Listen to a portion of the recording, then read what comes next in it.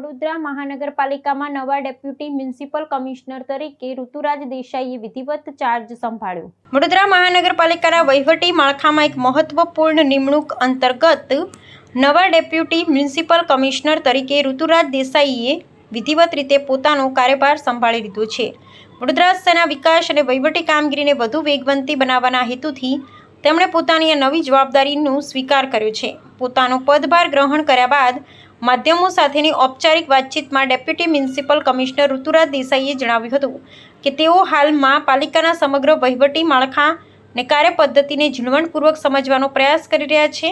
તેમણે સ્પષ્ટ કર્યું હતું કે મ્યુનિસિપલ કમિશનરના સમક્ષ માર્ગદર્શન હેઠળ વડોદરાના નાગરિકોની સુખાકારીમાં વધારો કરવો અને તેમની રોજિંદી સમસ્યાઓનું સત્વરે નિવારણ લાવવું એ તેમની પ્રાથમિકતા રહેશે।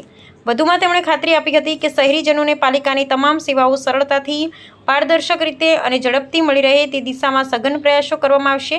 નવનિયુક્ત અધિકારીના આ હકારાત્મક અભિગમથી વડોદરાના નાગરિકોમાં પ્રાથમિક સુવિધાઓ અને પડતર પ્રશ્નોના ઝડપી ઉકેલની નવી અપેક્ષા સેવાઈ રહી છે, જે આગામી સમયમાં પાલિકાના વહીવટને વધુ પારદર્શક અને લોકોન્મુખી બનાવશે। આજે અમે ડેપ્યુટી મ્યુનિસિપલ કમિશનર તરીકે વડોદરા કોર્પોરેશનમાં ચાર્જ સંભાળ્યો છે।